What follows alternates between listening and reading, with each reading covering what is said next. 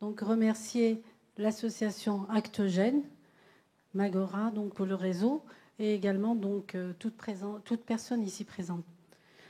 Alors, je voudrais d'abord, avant de commencer aussi, vous me présenter. Donc, je ne suis pas du tout, comment dirais-je, autorité locale. Je ne fais pas partie. Donc, je suis universitaire et je suis professeure à l'université de Annaba et directrice d'un centre national en environnement et développement durable, dont une des missions principales de ce centre est la gestion et la valorisation des déchets. Et c'est pour cela donc que je suis ici.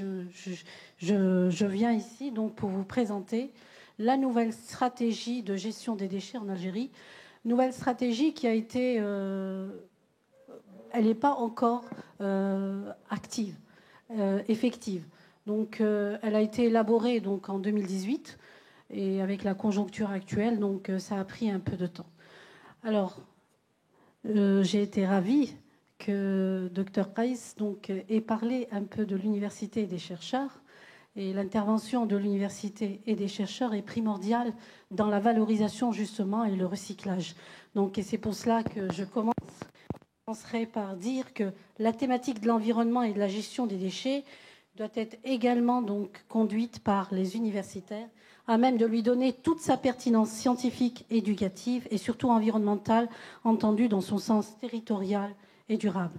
Alors la présentation, elle va se faire donc en 5 points. D'abord, je vais dire donc l'état des lieux donc de l'Algérie concernant la gestion des déchets. Par la suite, le cadre juridique donc de cette gestion, les socles de la nouvelle stratégie de gestion des déchets, ses objectifs et enfin les prévisions. On va commencer par l'état des lieux. Alors, l'Algérie donc a une superficie de, je ne vois pas très bien, 2 381 741 km². Alors, le nombre d'habitants est de 42,2 millions. Alors, 48 wilayas et 1541 communes. Une quantité de déchets qui équivaut à 34 millions de tonnes, avec un coût annuel de gestion donc de 73 milliards de dinars.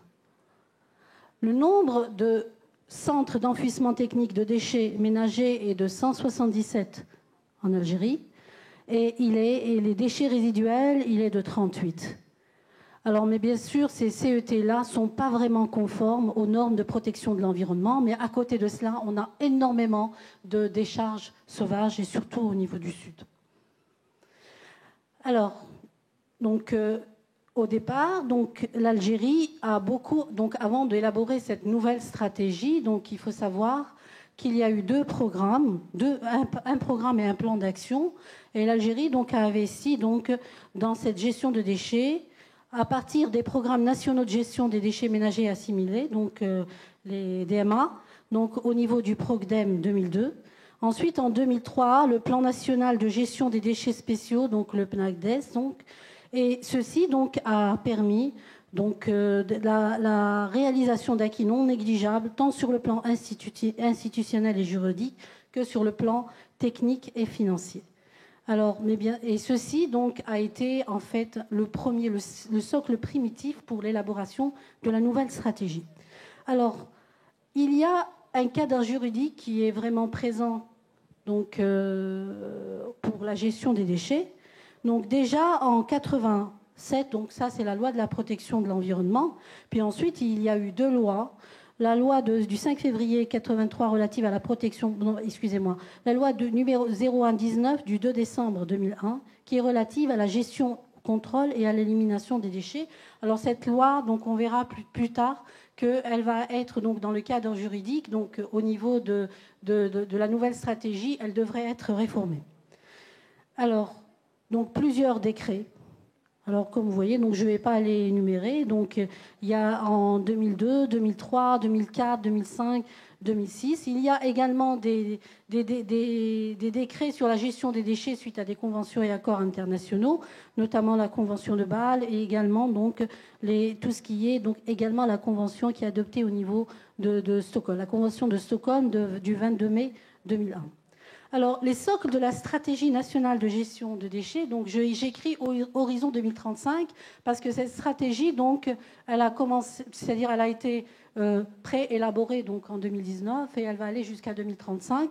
Donc, bien sûr, c'est à court, donc les prévisions, c'est à court, moyen et à long terme. Alors, cette stratégie-là, donc, bon, juste, donc, le gouvernement algérien, donc, s'est fixé pour objectif d'évoluer vers une gestion durable de déchets. De quelle manière? Donc là, l'introduction de l'économie circulaire, donc tout le monde en parle, et c'est très important. Et cette économie circulaire qui va faire des déchets donc une filière économique, vous le savez, génératrice de richesses et pourvoyeuse d'emplois. Alors, et c'est dans ce contexte-là que s'est faite donc cette nouvelle stratégie nationale de gestion intégrée de la valorisation des déchets à l'horizon 2035, de 2035, dont l'acronyme est SNGID. Alors, il y a 4 socles. Alors, la première des choses, donc, il y a un cadre économique un cadre économique financier et un cadre légal et institutionnel qui doivent être d'abord pour cadrer tout cela. Et pour la réalisation, c'est clair, donc il devrait y avoir des infrastructures et également donc travailler sur la communication et la formation. Alors on va commencer par la construction de l'infrastructure, des infrastructures adéquates. Elles vont se baser sur plusieurs critères. La première des choses, donc, il faut organiser. Donc dans la stratégie, donc c'est l'organisation de collecte sélective, donc c'est-à-dire faire le tri. Donc on l'a dit depuis ce matin, donc je sais que c'est pas facile, mais au moins donc on va avoir une stratégie. Donc pour inciter au tri à la source, donc en amont. Deuxième des choses, donc c'est la construction, donc c'est l'aide des secteurs privés, des partenaires publics, privés, les PPP, donc qui vont aider donc à l'infrastructure de valorisation de centres de tri, de compostage et de recyclage pour les flux des déchets des citoyens et entreprises, ainsi que l'autoclave et l'incinération pour les déchets spéciaux donc de soins. Ensuite, réhabiliter donc les CET qui existent actuellement et construire d'autres donc en faisant intervenir les partenaires publics et privés, les PPP, donc et conforme bien sûr ces nouveaux centres et plutôt réhabiliter et construire selon les normes internationales pour éliminer justement ou réduire les risques. On a ce que l'on appelle les EPIC, donc c'est les établissements publics à caractère donc industriel et commercial. Donc là, on va transférer, parce que normalement c'est les communes et les EPIC qui régissent la gestion des déchets. Donc là, on va transférer donc vers le secteur privé et donc par des contrats de sous-traitance, concessions et partenariats public-privé.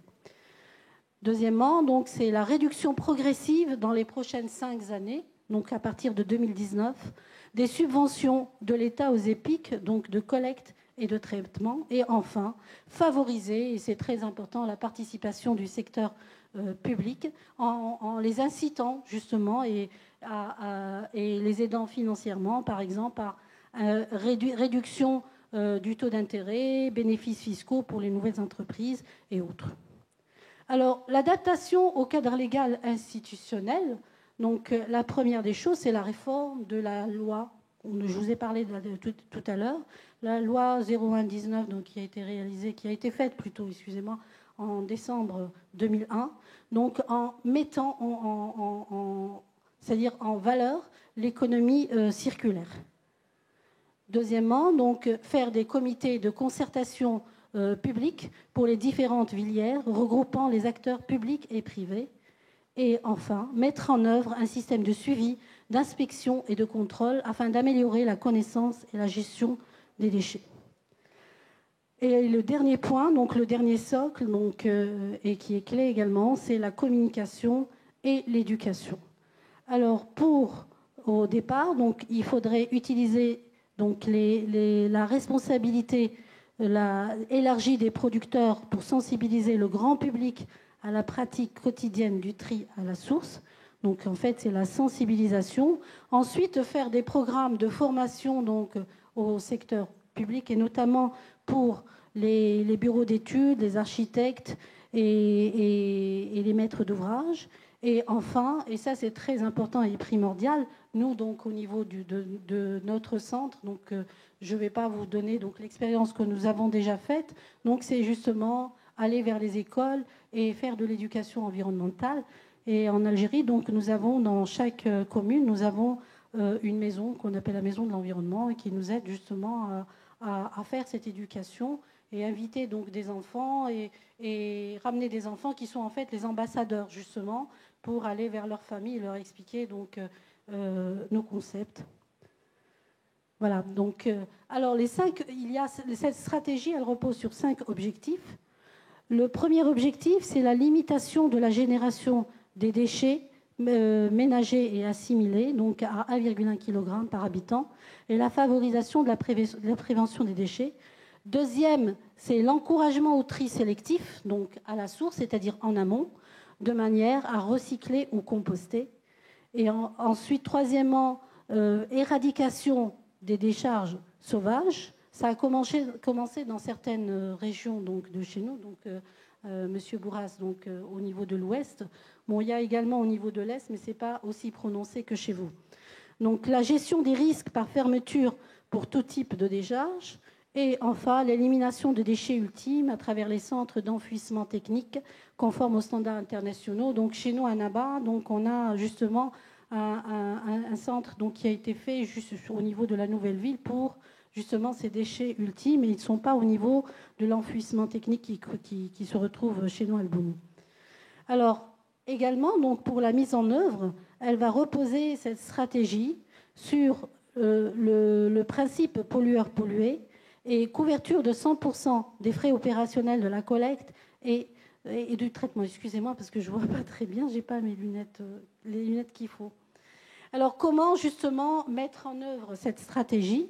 Eh bien, en combinant plusieurs instruments économiques liés à la gestion des déchets, notamment donc, à travers les taxes forfaitaires et variables, les prix des services et enfin la responsabilité élargie des producteurs. Alors, pour les prévisions, donc, je vais vous dire avant, donc l'ancienne, selon la loi, donc l'ancienne loi, l'ancienne stratégie, voilà ce qu'il y a. Donc, la quantité de déchets, donc en 2016, donc j'ai des valeurs de 2016, donc c'est 34 millions de tonnes. Alors, les prévisions, en 2035, il y a 73 millions de tonnes. Il y aura 73 millions. Une augmentation, vous voyez, donc là, l'augmentation, elle est plus c'est plus que le double. Une augmentation due, bien sûr, à la croissance démographique. Donc, on prévoit, donc là, on a 42,2 millions d'habitants et on prévoit 50 millions d'habitants d'ici 2035. Ainsi que le développement du potentiel économique qui engendrerait l'augmentation des déchets de 0,8 à plus de 1,3 kg par habitant.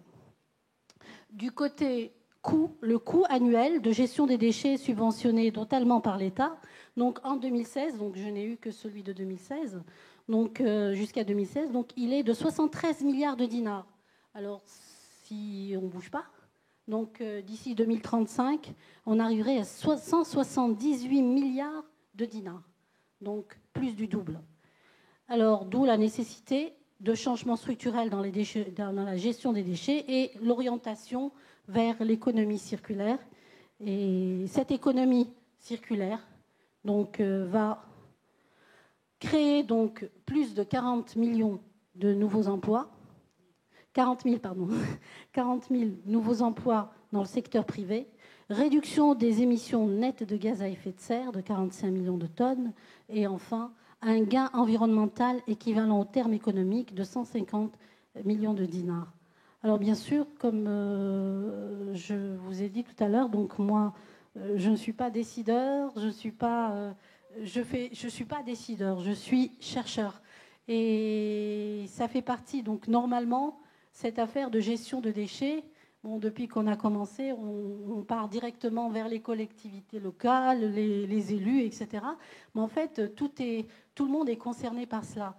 Et c'est pour cela, donc, en dernière diapositive, je dirais qu'au lieu de regarder chaque fois en haut, il faut voir ce qu'il y a en bas. Et en bas, donc, c'est la population et commencer à la base. Et c'est ce que nous avons fait. Donc, au niveau d'un abat, nous avons fait une petite expérience et au niveau de certains quartiers. Nous avons déjà mis, donc sensibilisé et fait le tri sélectif en amont pour essayer de voir ce que ça va donner. Mais bien sûr, donc ça suivra par la suite. Voilà, et je vous remercie pour votre attention.